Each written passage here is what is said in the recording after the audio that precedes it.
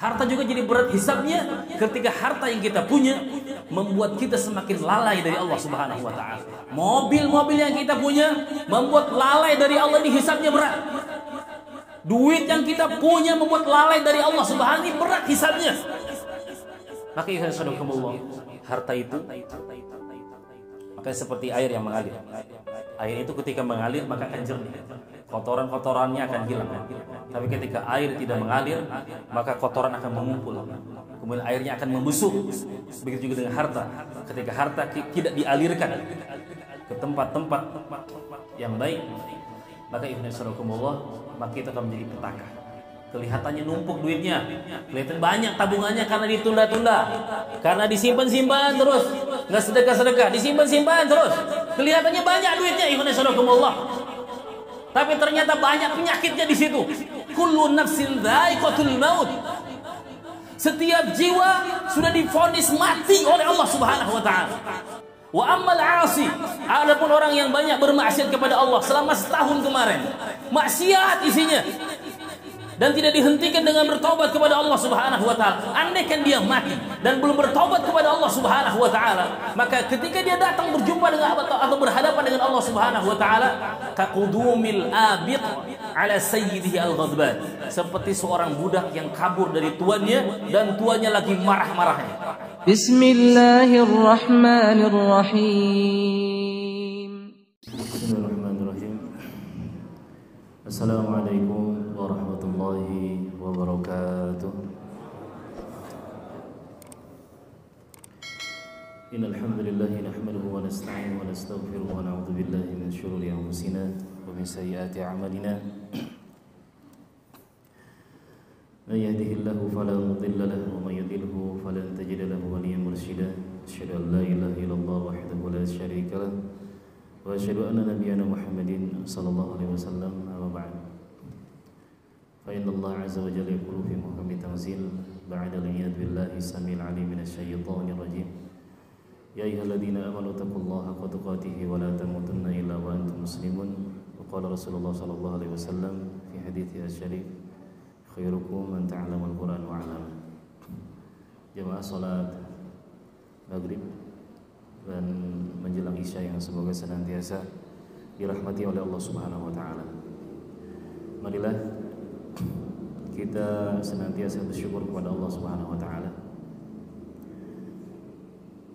Allah Subhanahu wa taala perintahkan Nabi Muhammad sallallahu alaihi wasallam, kekasihnya, untuk menjadi orang-orang atau hamba-hamba yang bersyukur. Apa kata Allah? Wa kum minasyakirin. Jadilah engkau Muhammad minasyakirin, termasuk hamba yang bersyukur. Kenapa? Kenapa Nabi Muhammad SAW diperintahkan untuk bersyukur oleh Allah Subhanahu Wa Taala? Karena orang yang bersyukur itu orang yang hatinya yang paling lapang. Jadi hati yang paling lapang adalah orang yang bersyukur.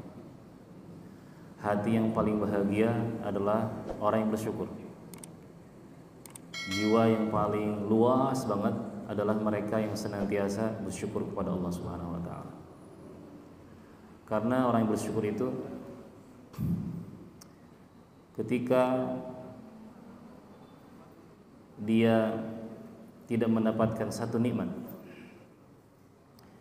dia yakin bahwasanya ada nikmat banyak yang sudah dia rasakan. Makanya dia nggak kecewa. Makanya orang bersyukur itu dia adalah orang yang merasa cukup dengan yang ada. Ketika satu musibah menimpa kepada dirinya, maka dia yakin banyak episode-episode kehidupannya diselamatkan oleh Allah Subhanahu wa taala dari berbagai musibah. Sehingga dia happy, dia bahagia. Dia nggak lupa dengan nikmat Allah Subhanahu wa taala. Tapi ingat ikhwani wasyarakumullah, syukur yang kita kerjakan itu ternyata manfaatnya bukan untuk Allah. Syukur yang kita kerjakan setiap hari bukan untuk Allah Subhanahu wa taala manfaatnya. Tapi manfaat syukur itu kembali kepada orang yang bersyukur. Wa may yashkur fa inna ma yashkur nafsi. Barang siapa yang bersyukur, maka sesungguhnya dia bersyukur untuk dirinya sendiri. Li'anna an-naf'a 'aidun 'alaih. karena manfaat dari syukur itu kembali kepada dirinya. Allah ridha kepada orang yang bersyukur, manfaatnya buat orang yang bersyukur.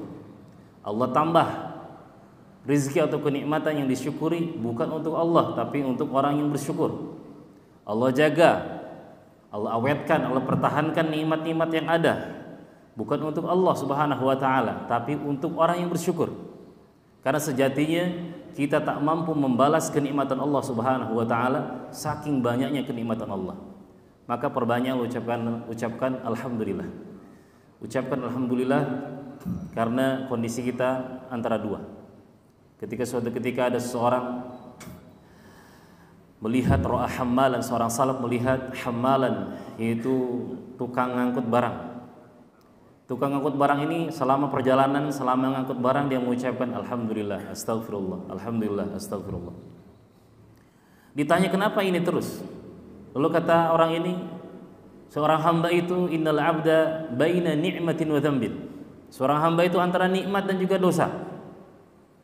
Fa ahmadullah azza wa jalla ala ni'mah. Maka aku bersyukur kepada Allah Subhanahu wa taala. Aku puji Allah dan mengucapkan alhamdulillah ala ni'mah, atas nikmat yang Allah berikan. Wa astaghfiruhu ala dzambi. Wa astaghfiruhu dzunubi, dan aku memohon ampun kepada Allah Subhanahu wa taala atas dosa-dosaku. Ikhwani fi nasrakumullah. Salam dan salam tercurah terlimpah kepada Rasulullah sallallahu alaihi wasallam dan mengucapkan Allahumma shalli wa sallim ala sayyidina Muhammad wa ala Muhammad. Summiya Muhammadun Muhammadan li'azimi hamdihi.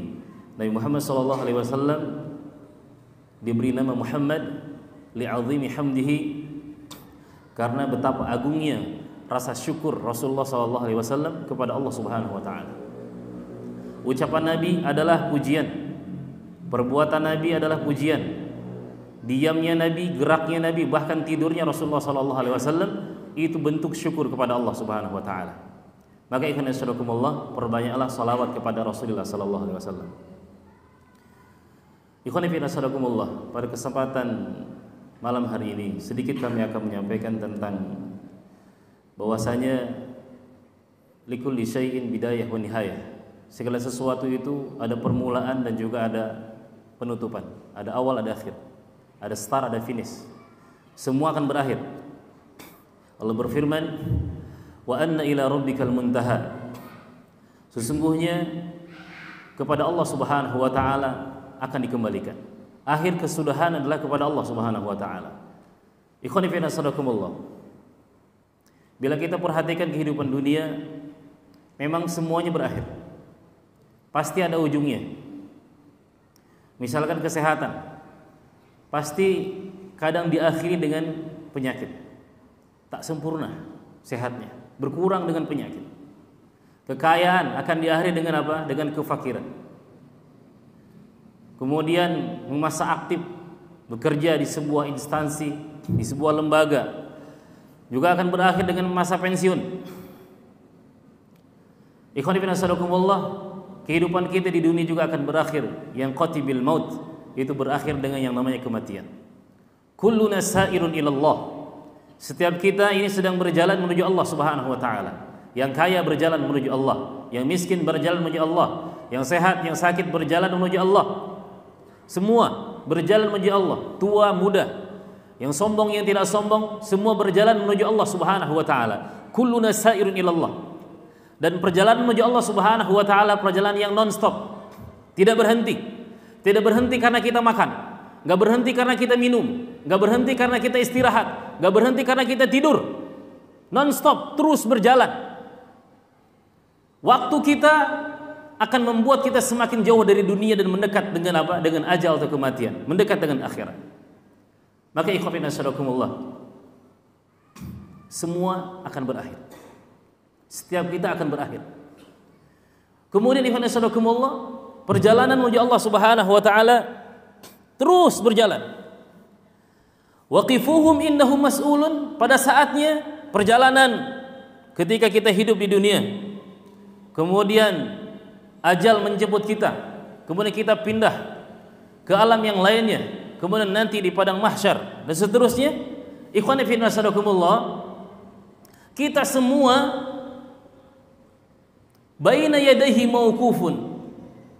Di hadapan Allah Subhanahu wa taala di padang mahsyar mauqufun, sementara kehidupan kita akan berhenti. Perjalanan kita akan berhenti di padang mahsyar. Semua dihentikan oleh Allah Subhanahu wa taala. Perjalanan dunia itu akan dihentikan nanti di padang mahsyar. Sehingga ikhwan nasarakumullah, Rasulullah sallallahu alaihi wasallam bersabda, maka kita akan sedikit mentadabburi salah satu hadis Rasulullah sallallahu alaihi wasallam dan riwayat Tirmidzi. Rasul bersabda, "Lan tazula qadama 'abdin yaumal qiyamah hatta yus'ala an arba'in, an umrihi fima afnah, wa an shababihi fima ablah, wa an malihi min aina iktasabahu wa fima anfaqahu, wa an ilmihi fima 'amila." Rawahu Tirmidzi. Dalam riwayat Tirmidzi Rasulullah sallallahu alaihi wasallam bersabda, "Lan tazula qadama 'abdin yaumal qiyamah hatta yus'ala an arba'in." Hadis ini sangat familiar. Hadis ini sering kita dengar, ya. Banyak ustadz yang menyampaikan, tapi ini penting. Ini kita penting untuk bermuhasabah. Penting untuk bermuhasabah. Ini adalah awal, ini adalah akhir ya, akhir bulan Dzulhijjah ya, dan awal bulan Muharram. Masuk bulan Muharram. Penting untuk muhasabah. Jadi seorang ulama mengatakan, man hasaba nafsahu fid dunya asira fa hisabuhu fil akhirati yasira. Barang siapa yang bermuhasabah, menghitung dirinya di dunia, ketika dia hidup dia hitung-hitung dirinya, dia cek-cek kembali dirinya dengan cek yang detail, asira, detail dia cek. Fa hisabuhu fil akhirati yasira, maka hisabnya nanti ketika dihitung oleh Allah Subhanahu wa taala yasira, akan gampang. Wa man hasaba nafsahu fid dunya yasira, sebaliknya barang siapa yang menghisab dirinya dengan enteng, bahkan mungkin enggak dihisab, enggak pernah dicek kewajiban-kewajiban yang harus dia kerjakan, enggak pernah dicek larangan-larangan yang harus dia tinggalkan, enggak pernah dicek, mengalir begitu saja. Fa hisabuhu fil akhirati asira, maka hisabnya, perhitungannya di akhirat kelak akan pelik, akan susah. Ikhwan fillah sadaqakumullah. Minimal 4 hal yang harus kita hisab. Yang pertama, an umrihi fima afnah. Yang pertama, nanti kita akan ditanya oleh Allah Subhanahu wa taala an umrihi fima afnah, yaitu masalah umur yang Allah berikan, fima afnah, dipakai apa saja. Yang sekarang usianya 20 tahun sudah dipakai apa saja. 60 tahun sudah dipakai apa saja. Yang baru pensiun misalkan sudah dipakai apa saja selama ini. An umrihi fima afnah, apakah kebaikan ataukah keburukan? Karena kita ikhwan asyadakumullah kita akan berjumpa dengan Allah Subhanahu wa taala. Suatu ketika suila Abu Hazim, kaifal qudum 'ala Allah? Bagaimana sih seseorang itu datang berjumpa atau menghadap Allah Subhanahu wa taala? Kata Abu Hazim mengatakan, amma ta'i, adapun orang yang taat kepada Allah Subhanahu wa taala, maka ketika dia datang kepada Allah, mulai perjalanan yang panjang dari kehidupan semenjak dia dilahirkan sampai dia mati, sampai berjumpa dengan Allah Subhanahu wa taala, kaqudumil ghaib ala ahli mushtaqin, maka dia datang menuju Allah Subhanahu wa taala ketika berjumpa, ketika pulang kampung di akhirat itu kaqudumil ghaib, itu seperti orang yang udah lama pergi, udah lama hilang, nggak pulang-pulang. Anak ini adalah anak yang sangat dicintai, anak yang sangat baik, yang sangat dirindukan oleh keluarganya, sangat dirindukan oleh ayah bundanya. Maka kedatangan orang yang taat kepada Allah Subhanahu wa taala, kedatangan yang membahagiakan. Mungkin ada air mata, tapi air mata kebahagiaan. Bahagia dia berjumpa dengan Allah Subhanahu wa taala. Wa ammal 'asi, adapun orang yang banyak bermaksiat kepada Allah selama setahun kemarin, maksiat isinya, dan tidak dihentikan dengan bertaubat kepada Allah Subhanahu wa taala. Andaikan dia mati dan belum bertaubat kepada Allah Subhanahu wa taala, maka ketika dia datang berjumpa dengan atau berhadapan dengan Allah Subhanahu wa taala, kaqudumil abiq ala sayyidihi al-ghadban, seperti seorang budak yang kabur dari tuannya dan tuannya lagi marah-marahnya. Maka kedatangannya di akhirat, pulang kampungnya adalah sesuatu yang menghinakan, sesuatu yang menakutkan, horor. Ikhwan fillah sadaqakumullah. Maka umur itu sebagaimana sabda Rasulullah sallallahu alaihi wasallam, a'maru ummati ma baina 60 ila 70 wa qalilun man yajuzu dzalika. Umur umatku perkiraan antara 60 sampai 70 tahun, sedikit sekali yang melampaui 70 tahun. Suatu ketika malaikat pencabut nyawa, malakul maut, ini bertanya kepada Nabi Nuh alaihissalatu wassalam ketika beliau akan dicabut nyawanya. Ya atwalal anbiya'i umran, wahai nabi yang paling panjang umurnya. Wahai nabi yang paling panjang umurnya. Kaifa wajadtad dunya? Bagaimana pendapat engkau tentang dunia? Menurut engkau yang usianya panjang banget, itu menurut engkau itu macam mana dunia itu? Lalu kata beliau, dunia itu yang saya rasakan seperti seorang lelaki karajulin dakhala baitan, itu masuk ke sebuah rumah, lahu babani, rumah itu ada 2 pintu. Rumah itu ada 2 pintu.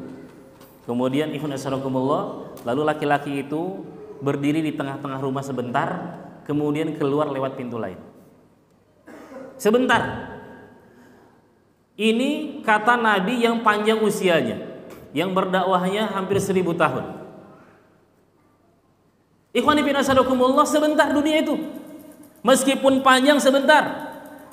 Jangan sampai ikhwani asyarakumullah kita nyesal di akhirat kelak. Karena kita kurang menggunakan waktu yang Allah berikan dengan sebaik mungkin. Makanya Hasan Al-Basri mengatakan, min alamati i'radillahi al-'abdi ay yaj'ala syughlahu fi ma la ya'ni. Ciri Allah Subhanahu wa taala berpaling dari seseorang adalah orang itu sibuk dalam hal-hal yang enggak bermanfaat. Coba cek, Pak. Selama sebulan kemarin daripada Isya, selama sebulan daripada Isya ngapain aja kita? Coba cek, daripada Isya selama sebulan kita ini ngapain aja? Bila yang kita lakukan hal-hal yang sia-sia, daripada Isya bahkan sampai ngelembur malam, nggak jelas yang kita kerjakan. Daripada Isya selama sebulan, bahkan mungkin selama 2 bulan terakhir atau 3 bulan terakhir, ternyata pada Isya nggak jelas, fima la ya'ni, nggak bermanfaat.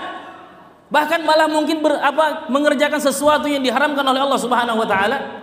Itu pertanda Allah Subhanahu wa taala sedang benci kepada kita. Pertanda Allah Subhanahu wa taala sedang berpaling kepada kita. Sibuk dalam hal-hal yang tidak bermanfaat. Sebaliknya, bila selama pada Isya atau malam kita gunakan istirahat, sebagiannya untuk sholat malam, sebagiannya juga untuk baca Quran, untuk berdoa kepada Allah Subhanahu wa taala, itu pertanda Allah Subhanahu wa taala sangat cinta kepada kita. Cek, Pak. Sering ditadaburi, sering merenung, sering muhasabah. Ini kalau subuh selama sebulan ini macam mana? Subuhnya macam mana? Atau ketika pagi atau ketika siang macam mana? Apa yang kita kerjakan? Kita sedang sibuk dalam hal apa? Bila kesibukan kita dalam hal-hal yang tidak bermanfaat, saat itu Allah Subhanahu wa taala sedang berpaling dari kita. Maka ikhwan asyarakumullah, gunakan waktu sebaik mungkin. Abu Darda pernah mengatakan kepada ya ibna Adam, ta'il arda, wahai anak cucu Adam, coba injak tuh tanah itu. Coba injak tanah itu. Fayakunu an qaribin fatakunu qabraka an qalilan. Maka tidak lama tanah yang kau injak-injak, suatu ketika nanti akan menjadi kuburan. Ikhwan fillah asyarakumullah, hidup di dunia adalah sebentar. Hidup di dunia itu sementara. Maka isi umur yang Allah berikan kepada kita dengan kebaikan. Di antara hal yang bisa memanjangkan umur, misalkan banyak silaturahmi. Kalau tahun kemarin kurang silaturahmi, perbanyak silaturahmi. Isi umur itu dengan banyak silaturahmi. Silaturahmi tazidu fil umr. Silaturahmi itu bisa menyambung, menambah umur. Kalau umurnya nggak semakin panjang, minimal umurnya berkah. Rajin silaturahmi, telepon orang tua yang jauh, telepon. Kunjungi teman-teman, silaturahmi. Atau apa? Di antara hal yang bisa memanjangkan umur atau umur itu semakin bermanfaat, maka isi dengan akhlak-akhlak yang baik. Bila kita tuna adab selama setahun kemarin, ayo perbaiki sekarang. Menjadi manusia yang beradab, ayah yang beradab, pemuda yang beradab. Karena dalam sebuah hadis Rasulullah bersabda, innal mu'min la yudriku bi husni khuluqihi darajatas shaim al-qaim. Seorang hamba, seorang mukmin karena akhlaknya yang baik, dia bisa mendapatkan derajat atau pahala orang yang berpuasa dan sholat malam. Karena akhlak yang baik. Atau mungkin ikhwan saudarakumullah, kita kurang zikir nih kemarin, lalai aja isinya, lalai, kurang zikir, kurang jaga waktu. Kalau para ulama dulu betul-betul menjaga waktu itu seperti menjaga harta, bahkan lebih dari harta. Imam Nawawi itu, beliau itu ketika ke masjid punya dua pasang sendal. Dua pasang sendal. Jadi diletakkan di ujung timur dan diletakkan di ujung barat, di pintu barat dan di pintu timur. Bila ketika pulang dari masjid, ketika bubaran gitu, bila berdesak-desakan di ujung timur, maka dia akan mencari di ujung barat. Bila berdesak-desakan di ujung barat, maka dia akan keluar dari ujung timur. Saking apa? Saking menjaga waktu. Biar nggak habis waktu begitu saja dalam hal-hal yang sia-sia. Para salaf terdahulu mengajarkan anak-anaknya ketika jalan-jalan itu, kata ayahnya, tuh lihat tuh ada pohon, tilka syajarah, itu ada pohon, sabbihu ila tilka syajarah, silahkan bertasbih. Jadi jalan-jalan sama anak-anak. Nah, kalau kita mungkin hari Ahad lagi jalan-jalan, yuk nak sampai pohon itu kita tasbih. Subhanallah, subhanallah, subhanallah. Menceritakan bagaimana memori ayahnya dulu mengajarkan apa? Agar mengoptimalkan waktu. Subhanallah, subhanallah, subhanallah. Kata dia, ketika kami sudah sampai ke satu pohon, kemudian kami melihat pohon yang lainnya, ayah berkata, kabbiru ila tilkas syajarah. Sekarang kan kita sudah sampai ke pohon ini. Nah, ke pohon yang kedua bertakbir sekarang. Sama kita juga bisa. Ketika jalan-jalan sama anak kita naik motor, ya, pulang pergi ke masjid, bisa tasbih. Atau lagi ke pasar atau ke Danau Raja, bisa sambil tasbih atau bisa sambil cerita kisah-kisah yang baik. Atau ketika di lampu merah, jangan ngitung angka. Kita biasanya ngitung angka kan? Atau kadang buta warna ya, Bang Rami ya, buta warna. Merah jadi hijau biasanya. Nah, ketika andaikan kita nunggu waktu merah itu, jangan ngitung angka, zikir ketika itu. Ketika kita bisa bertasbih dalam sehari 100 kali. Suatu ketika Rasulullah SAW bersabda kepada seorang sahabat, apakah kalian mampu mengumpulkan dalam sehari 1000 kebaikan? Kata para sahabat, macam mana Rasulullah? Kata Rasulullah SAW, bertasbihlah 100 kali dalam sehari. Maka Allah Subhanahu wa Ta'ala akan mencatat yaitu alfu hasanatin, yaitu 1000 kebaikan, wa tahuttu anhu alfu khati'atin, dan juga akan menghapus 1000 keburukan. Ikhwani wassalamualaikum. Kemudian untuk memanfaatkan waktu, kalau punya harta bisa umroh atau haji. Banyak-banyak sholat di Masjidil Haram, ya. Banyak-banyak sholat di Masjidil Haram. Sholatun fi masjid hada afdalu min alfi sholatin fi masiwah illa al-Masjidil Haram, wa sholatun fi Masjidil Haram afdalu min mi'ati alfi sholatin fi masiwah. Kata Nabi, sholat di masjidku ini, di Masjid Nabawi, itu lebih baik daripada 1000 sholat dibanding masjid-masjid yang lainnya, dan kecuali di Masjidil Haram. Dan sholat di Masjidil Haram itu sekali sholat itu seperti 100.000 kali, ya. Sekali sholat seperti 100.000 kali. Ikhwan ibn sadaqallah, pertanyaan buat kita semuanya. Andaikan ternyata, ini kita menghayal, andaikan ternyata umur kita nih, umur yang di masjid ini, ternyata umurnya tinggal sehari, cuman besok aja, Sabtu, Ahad tuh udah dead semuanya, udah meninggal semuanya. Kira-kira apa yang akan kita kerjakan? Umur kita cuma sampai Sabtu, tanggal 1 Muharram doang, tanggal 2-nya meninggal semuanya. Kira-kira apa yang akan kita kerjakan? Pasti ikhwan fillah sadaqakumullah, nggak ada yang mengatakan nanti aku mau berzina seharian, nanti aku akan minum khamar seharian, aku akan mencuri seharian, aku akan bunuh orang selama sehari itu. Pasti nggak mungkin berbicara seperti itu.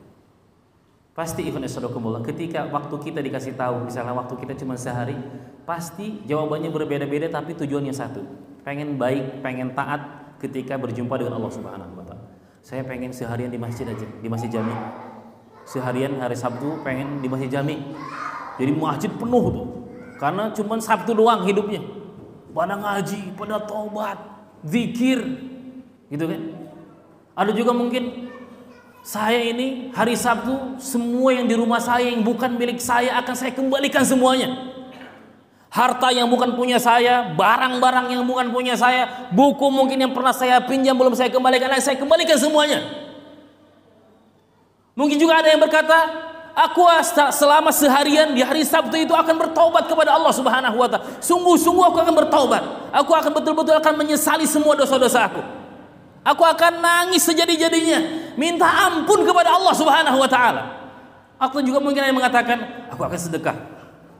Orang kaya nih, aku akan sedekah separuh hartaku di jalan Allah Subhanahu wa taala. Ikhwan fillah sadaqallahu.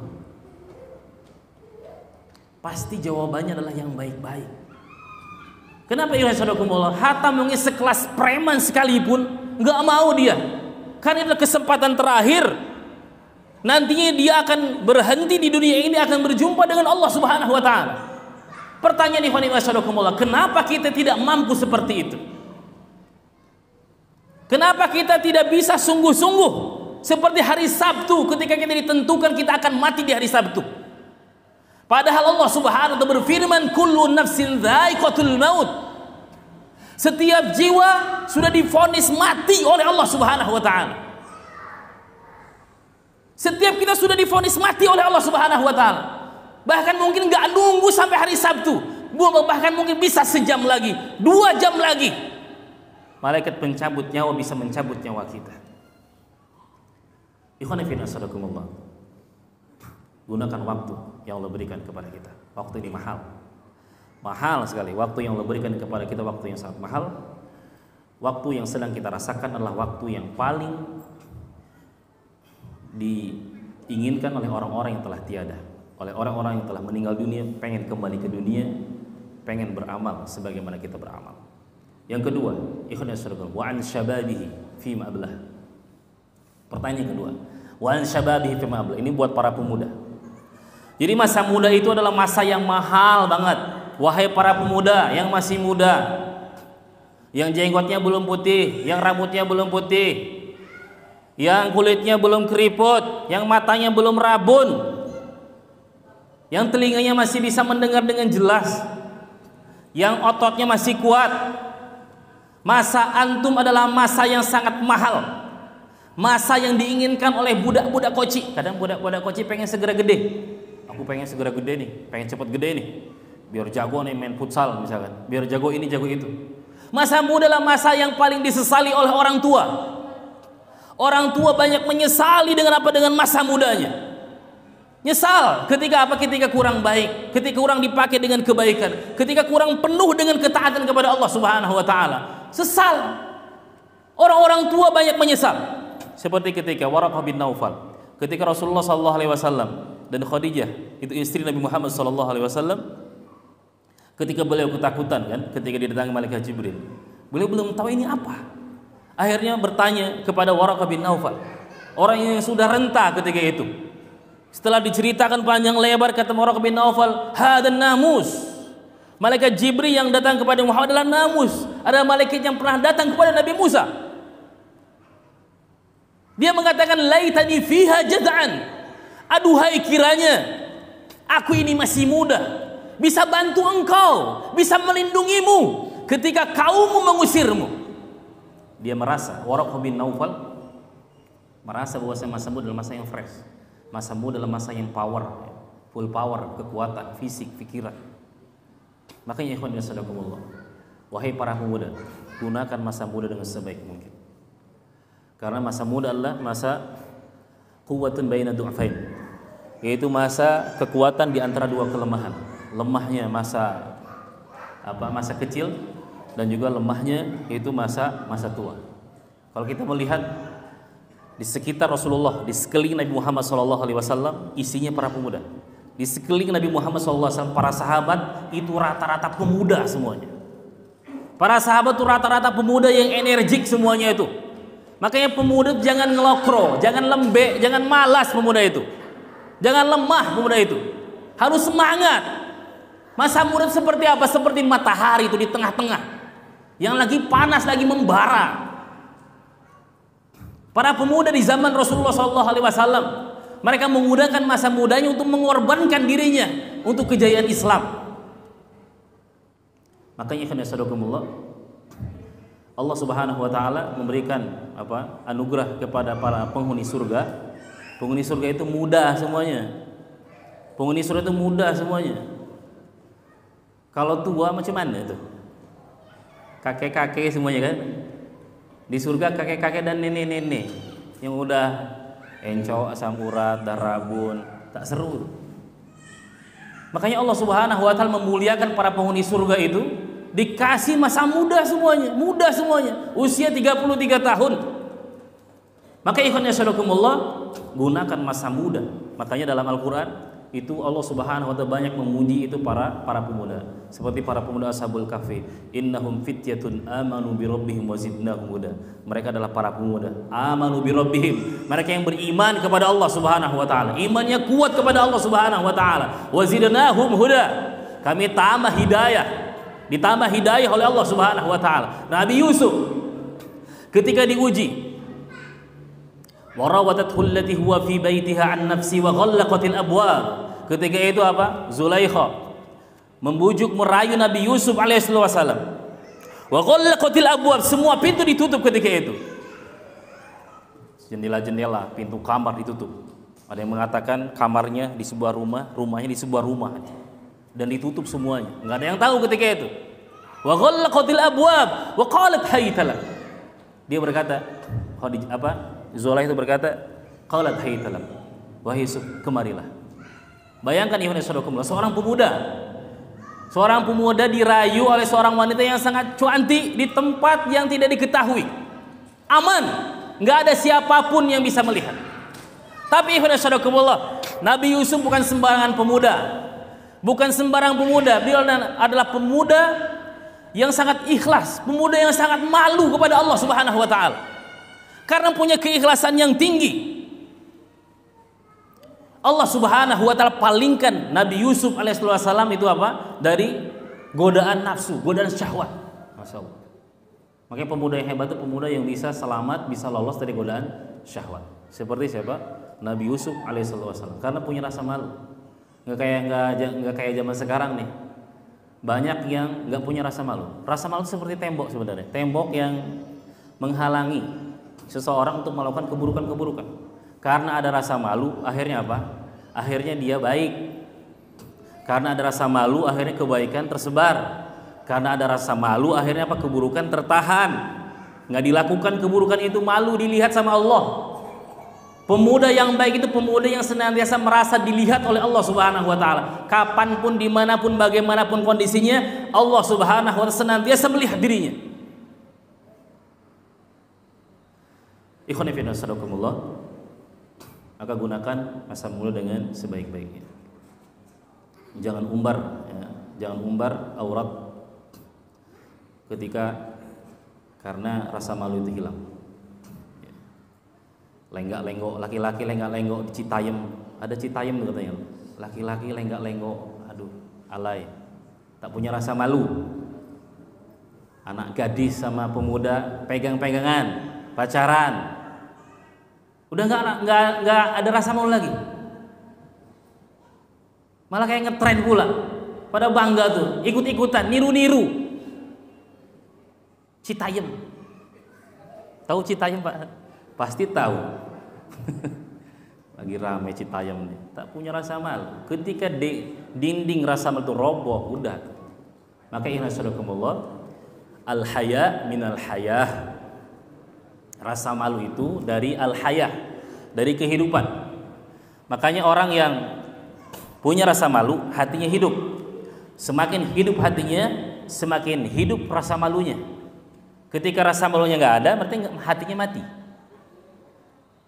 Makanya Umar bin Khattab mengatakan, man qalla haya'uhu qalla wara'uhu, wa man qalla wara'uhu mata qalbuhu. Kata Umar, barang siapa yang sedikit rasa malunya, maka akan sedikit pula wara'nya, kehati-hatiannya. Barang siapa yang sedikit kehati-hatinya, pasti mata qalbuhu, akan semakin mati hatinya itu.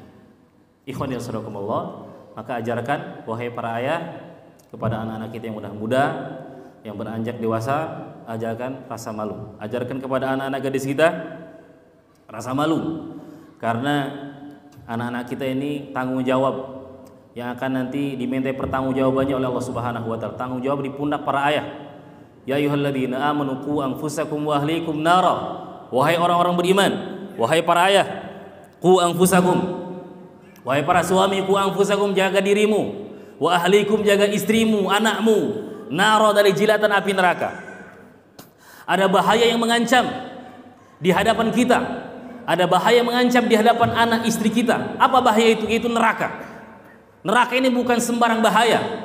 Makanya la khairu fil ladzatin min ba'diha saqar. Tidak ada kebaikan, tidak ada kelezatan, tidak ada kenikmatan kalau ujungnya neraka. Jaga anak-anak kita. Anak-anak kita adalah aset termahal yang paling kita miliki. Ikhwani fi nasallakumullah. An umrihi fima ablah wa an shababihi fima an umrihi fima afnah wa an shababihi fima ablah wa an malihi min aina iktasabahu wa fima anfaqahu. Yang ketiga, yang perlu kita hisab, kita cek kembali adalah harta. Dari mana ke mana? Sumiyal malu malan li'anal insan yamilu ilaih.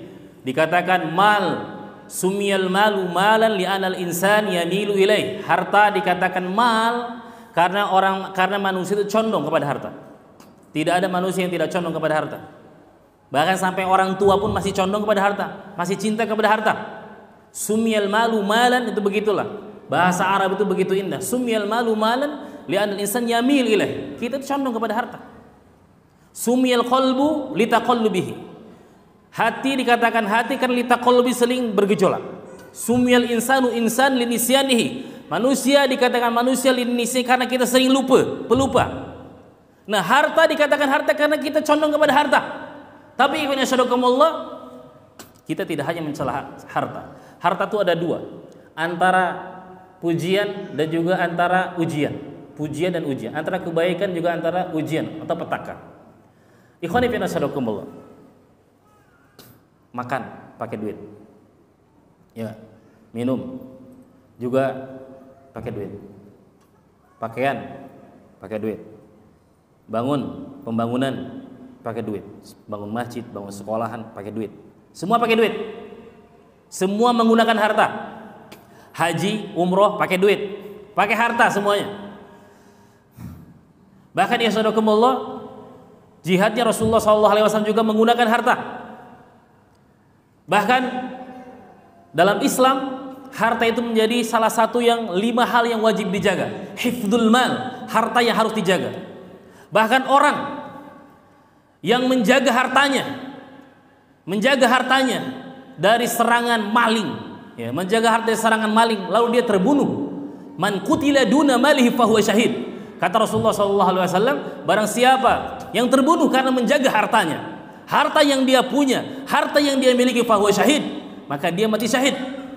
Maka ikhwani masyarakumullah, Allah puji juga harta dalam hadis-hadis Rasulullah SAW. Misalnya ada orang-orang fuqaraul muhajirin atau orang-orang fakir muhajirin itu datang kepada Rasulullah SAW. Ya Rasulullah, zahaba ahlud dusur bil ujur. Wahai Nabi, wahai Rasulullah SAW, orang-orang kaya ini membawa pahala yang banyak dan mereka mendapatkan kedudukan yang tinggi. Yasumu kama nasum, mereka puasa seperti kita puasa. Yusalluna kama nusalli, mereka juga salat sebagaimana kita salat. Wa yatasaddaquna bi fudli a'malihim, dan mereka bisa bersedekah, kami enggak bisa sedekah. Dipuji ikhwan saudaraku, yang punya harta itu dipuji. Yadul ulya khair min yadis sufla, tangan di atas lebih baik daripada tangan yang di bawah. Dipuji, harta itu dipuji oleh Allah Subhanahu wa taala. Makanya antara pujian, antara kebaikan harta, maka kata Allah Subhanahu wa taala, wala tu'tus sufaha amwalakum allati ja'alallahu qiyaman lakum. Jadi harta itu menjadi apa? Qiyaman lakum. Itu pondasi yang membuat tegak kehidupan dia adalah harta. Maka ikhwan saudarakumullah, kita membutuhkan orang-orang kaya yang dermawan. Umat Islam itu membutuhkan umat Islam, umat ini membutuhkan orang-orang kaya yang dermawan. Seperti Abu Bakar As-Siddiq, seperti siapa? Umar bin Khattab, seperti Utsman bin Affan, seperti Abdurrahman bin Auf. Umat Islam butuh orang-orang kaya, dan orang-orang kaya butuh orang miskin. Ikhwani fillah sadaqallahu. Tapi ternyata dibalik, selain harta itu dipuji, tapi harta juga itu dicela. Apa kata Allah Subhanahu wa taala? Innama amwalukum wa auladukum fitnah. Sesungguhnya hartamu, anakmu bisa menjadi ujian, bisa menjadi sebab petaka, bisa menjadi sebab masalah. Karena harta, hubungan silaturahmi menjadi putus. Karena harta, persaudaraan jadi putus. Karena harta, sebuah yayasan hancur. Karena harta, sebuah persahabatan hancur. Karena harta, ikhwan sadakumullah. Maka ikhwan sadakumullah, dalam masalah harta, harta itu akan menjadi berat hisabnya di akhirat ketika harta itu dikumpulkan dengan cara yang haram. Berat, akan berat. Yang kedua, harta akan menjadi berat hisabnya ketika kita sangat cinta dengan harta. Ketika harta itu sampai ke hati kita, sampai menguasai hati kita, tidak di genggaman tangan kita. Ketika harta sudah menguasai hati, sehingga seseorang itu berbuat karena harta, dia berteman karena harta, gitu ya. Dia tak berteman juga karena harta. Pokoknya semua karena harta.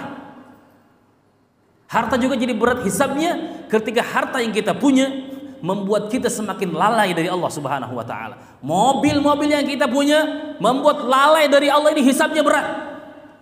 Duit yang kita punya membuat lalai dari Allah Subhanahu, ini berat hisabnya. Maka ikhwan sadakumullah, harta itu makanya seperti air yang mengalir. Air itu ketika mengalir maka akan jernih, kotoran-kotorannya akan hilang. Tapi ketika air tidak mengalir, maka kotoran akan mengumpul, kemudian airnya akan membusuk. Begitu juga dengan harta. Ketika harta tidak dialirkan ke tempat-tempat yang baik, maka ikhwan sadakumullah, maka itu akan menjadi petaka. Kelihatannya numpuk duitnya, kelihatan banyak tabungannya karena ditunda-tunda, karena disimpan-simpan terus, nggak sedekah-sedekah, disimpan-simpan terus. Kelihatannya banyak duitnya, ikhwan sadakumullah, tapi ternyata banyak penyakitnya di situ. Anaknya nggak bisa diatur, istrinya mungkin nggak soleha, mungkin banyak sakit-sakitan, banyak hal-hal ikhwan sadakumullah yang tidak bisa direalisasikan. Makanya dalam sebuah hadis Rasulullah SAW, kapan sedekah yang terbaik? Sedekah yang terbaik ketika kita sehat. Sedekah terbaik ketika kita sehat dan kita sangat menginginkan kekayaan itu. Maka dalam kondisi sakit, makanya perbedaan antara sedekah orang sakit dengan orang sehat itu beda. Apalagi misalnya sakitnya itu udah nggak bisa diharapkan lagi, mau mati besoknya itu, maka nilainya itu rendah. Orang sakit nilainya rendah. Ikhwan wa sadakumullah, ternyata sudah habis waktunya. Yang terakhir adalah wa an ilmihi fi ma'amila, yaitu ilmu sudah diamalkan apa belum. Sedikit ikhwan wa sadakumullah, kita punya ilmu, kita sering ikut kajian, ilmu tersebar memang banyak, tapi yang kurang adalah mengamalkan ilmu. Yang kurang itu mengamalkan ilmu. Maka amalkan ilmu yang sudah kita pelajari dari ustadz-ustadz kita. Karena sejatinya bukan kurang ilmu, tapi kurang mengamalkan ilmu. Kita tahu dosa apa, kita tahu dusta itu dilarang, tapi kita masih melakukannya. Kita tahu ghibah itu dilarang, kita masih melakukannya. Kita tahu bahwasanya pelit itu dilarang, kita masih melakukannya. Jadi bukan kurang ilmu, tapi kurang mengamalkan ilmu. Ikhwan sadakumullah, semoga tahun ini menjadi tahun yang lebih baik. Tahun yang lebih baik dan tahun yang membuat kita semakin dekat dengan Allah Subhanahu wa taala, dan Allah wafatkan kita dalam kondisi husnul khatimah. Ini kami sampaikan, mohon maaf bila ada salah dan silap. Assalamualaikum warahmatullahi wabarakatuh.